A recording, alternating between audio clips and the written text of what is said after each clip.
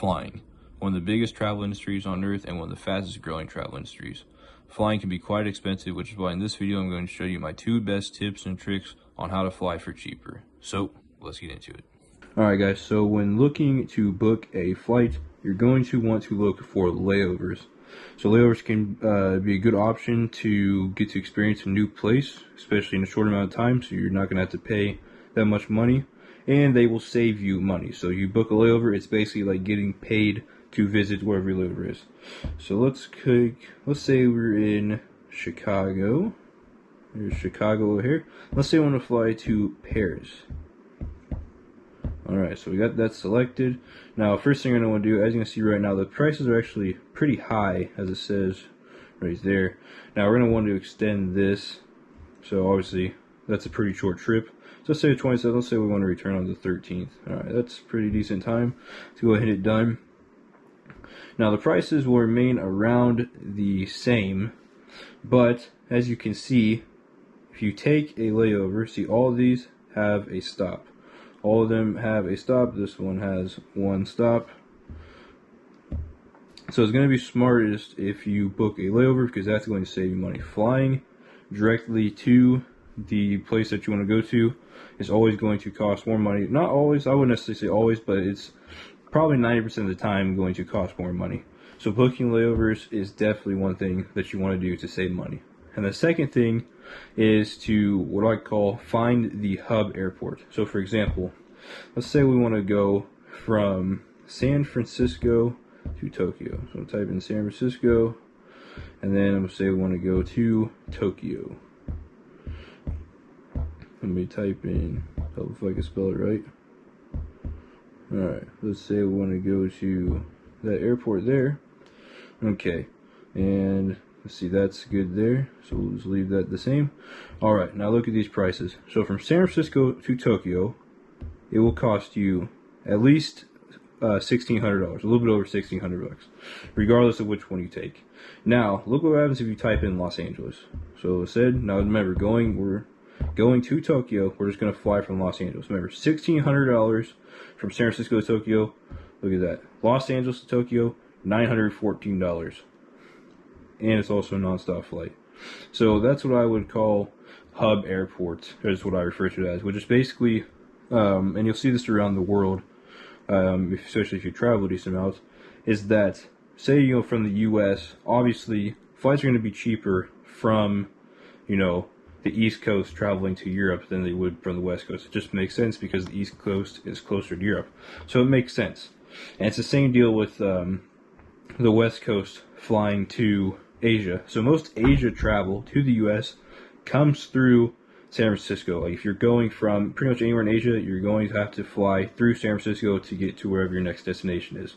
But when leaving the US, most flights to Asia and Australia, so pretty much also anywhere in Oceania, will leave through Los Angeles. Now, of course, you can fly through San Francisco, but you're going to have to pay a lot more. And as you can see in this, San Francisco was $1,600, a little bit over, and as you Los Angeles, $914. And as you can see, we can even type in San Francisco. There you go. Look, flight from Los Angeles to San Francisco, $107. So in total, if you're in San Francisco, you could even fly down to Los Angeles for $107, and then you would still save what, $500-600 on a flight. So those would be my best travel tips on how to save money on flights like this. So you definitely want to check out, see which kind of hub airports like all. There's not really any information on this, but just look, kind of look around at different cities. San Francisco, if you think that's expensive, which that definitely is expensive. Look at Los Angeles, look at San Diego, look at Seattle, look at all these other options. I mean, this is just one option, and you can see how much money it saved you. So, and do that with any city around the world. It pretty much works in just about, any location. If you're in London, look at Paris, look at Madrid, look at Berlin, look at all areas to see which one's the cheapest. Doesn't take anything but like 3 or 4 minutes to see which one's the cheapest. And then, whichever one is the cheapest, you can, if you're in Europe, say if, Rome is the cheapest to fly to New York, and you're in London, flight from London to Rome isn't going to cost that much money. You're still going to save money by taking another flight back to Rome and then flying from Rome to New York, for example. So those would be my best tips. Now on to tips at the airport itself. Alright guys, so my last tip comes at the airport itself. So when you go to the airport, of course there's going to be souvenirs, there's going to be a lot of food options, and if you're looking to save money, of course, don't do any of these. Okay, I know that's probably pretty basic common sense, but you will spend a lot of money if you eat at the airport or if you buy souvenirs at the airport. And the airport knows they can charge more money for these because they know they have, passengers coming and connecting to the airport. They know they're, probably hungry from the plane, even if it was like just a few hour flight, and they know they're going to pay just about whatever price to get food.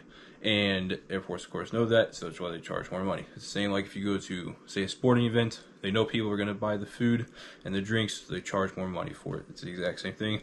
But I'm saying, do not do any of that. Don't fall into the tempt. I know it can be tempting, but please do not fall into it. If you want to save money, you can travel very cheaply by plane, or, it's not would say this is very cheaply, but you can definitely travel, save hundreds of dollars on each flight if you don't eat at the airport, you don't get souvenirs, and if you follow what I said by taking connecting flights and by flying out of what I call hub airports.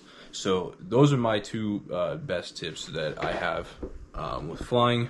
I know everybody has different budgets, different travel preferences, and different allocated time schedules, but if you're like me and you just want to save money so you can travel more, this is what I do. Alright guys, so hopefully this video helps you guys out. Again, these are just a few of the travel tips that I know of, but I'm sure there's a lot more that I don't even know of. And there's some I did put in this because I don't think they're as helpful as this video, and I didn't want this video to be super long. And I think these are the two that'll help out the most. So hopefully you guys found this helpful, and hopefully you guys enjoyed the video. Don't forget to follow me on Instagram at TravelCaleb. I post on there all the time, and I post a lot of, kind of behind the scenes stuff. I take a lot of videos and pictures with my drone, as well as with my GoPro, which I'm recording this on. So definitely follow me on there if you want to see some of my stuff, and I'll see you guys next week.